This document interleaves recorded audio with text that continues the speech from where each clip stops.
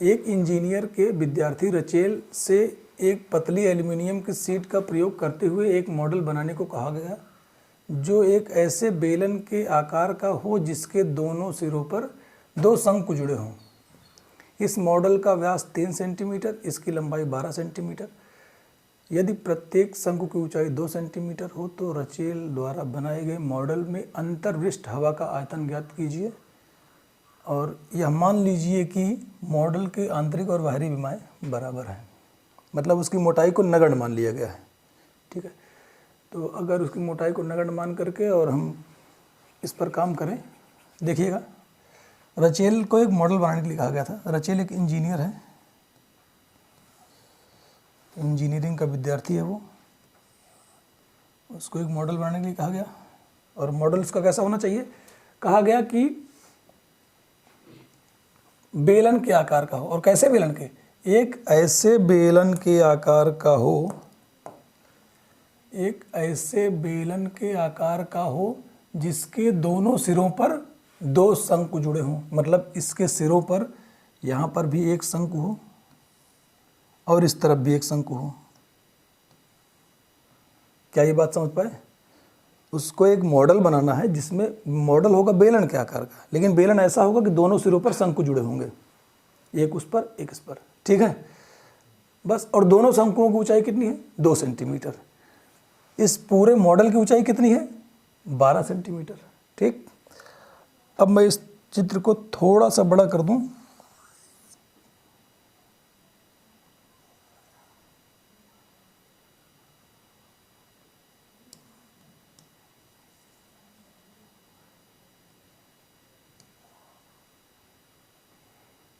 ठीक, चलो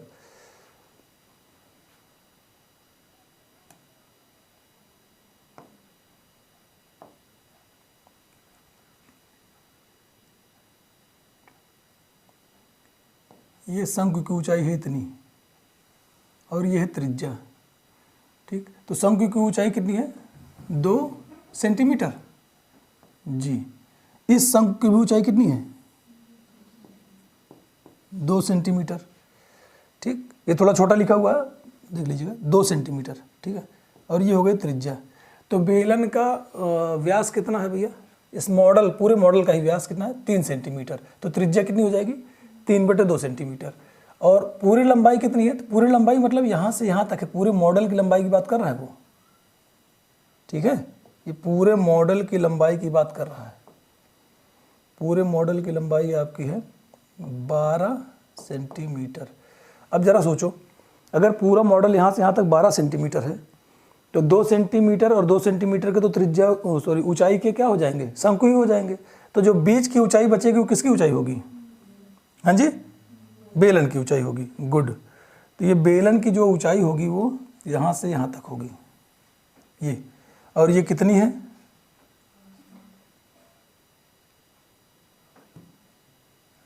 ये है 8 सेंटीमीटर, है ना। 2 इधर 2 इधर घट जाएगा, 12 में ही घटेगा। क्लियर है? तो बेलन की ऊंचाई 8 सेंटीमीटर, शंकु की ऊंचाई 2 सेंटीमीटर, दोनों की त्रिज्या 3/2 सेंटीमीटर। हमको निकालना है कि इसमें कितना हवा भरी जा सकती है। मैंने बताया किसी भी आकार का कोई भी मॉडल हो, उस मॉडल के अंदर, वो यानी घनाभ के आकार का हो, गोला हो, शंकु हो, कुछ भी हो, अगर उसके अंदर कुछ भरना है, हवा भरना है, पानी भरना है, कोई भी वस्तु भरनी है, तो आयतन निकालना है। इस पूरे मॉडल का निकालना आयतन। इस पूरे मॉडल का आयतन कैसा आएगा? बेलन का आयतन प्लस दोनों शंकुओं का आयतन। प्रश्न खत्म। समझ गए? इतनी सी बात है इसमें, और ये बहुत कठिन नहीं है, इसके लिए घबराइएगा नहीं। चलिए देखते हैं क्या लिखोगे। पहले जो डाटा दिया गया उसको लिख लेते हैं।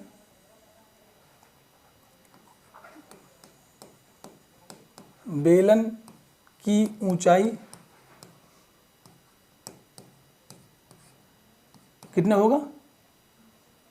8 सेंटीमीटर। शंकु की ऊंचाई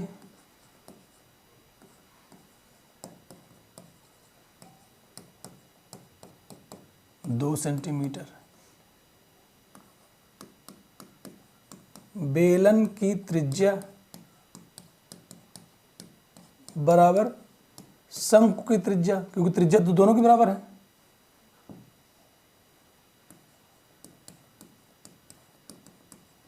बेलन की त्रिज्या बराबर शंकु की त्रिज्या बराबर कितना, 3/2 सेंटीमीटर, है ना। अच्छा, अब आप लिखिएगा मॉडल में प्रविष्ट हवा का आयतन कहाँ है, प्रश्न क्या है, अंतर्विष्ट ना, तो लिखेंगे मॉडल में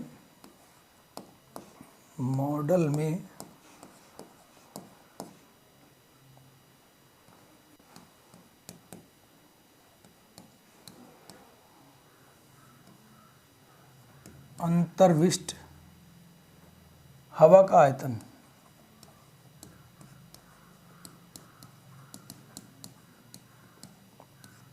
बराबर बेलन का आयतन प्लस शंकु का आयतन गुणे 2। ये गुणे 2 क्यों कर दिए, क्योंकि 2 शंकु है दोनों तरफ ना, तो दोनों का अलग अलग ना निकाल करके एक का निकाल करके दुगुना कर दीजिए उसी का, ठीक है।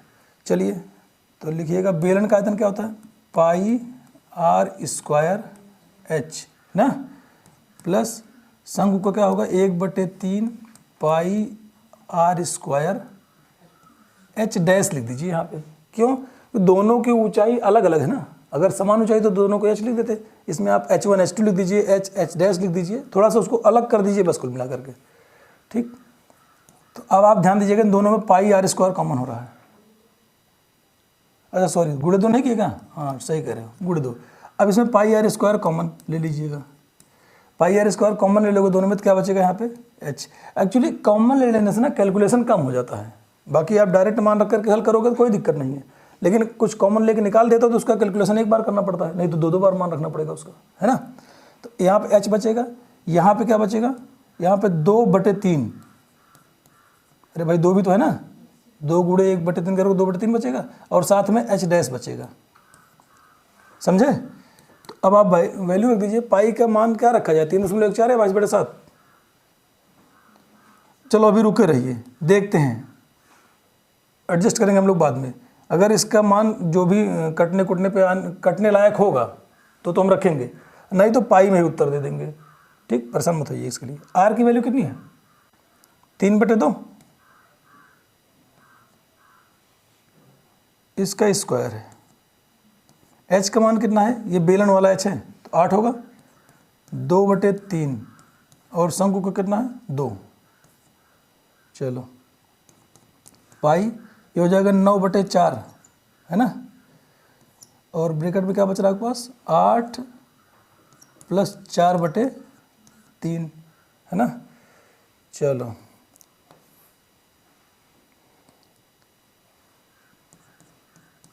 पाई 9/4, 8 ×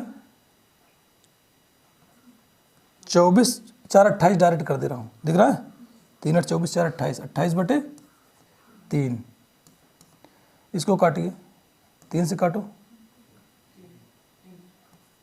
ना 4 सतह, बहुत शानदार, पाई इंटू में 21 आया है ना। अब आप पाई का मान रख सकते हो, आराम से कट जाएगा, तो ये हो जाएगा 22/7 गुणे 21, तो 7 × 21 और 22 × 66,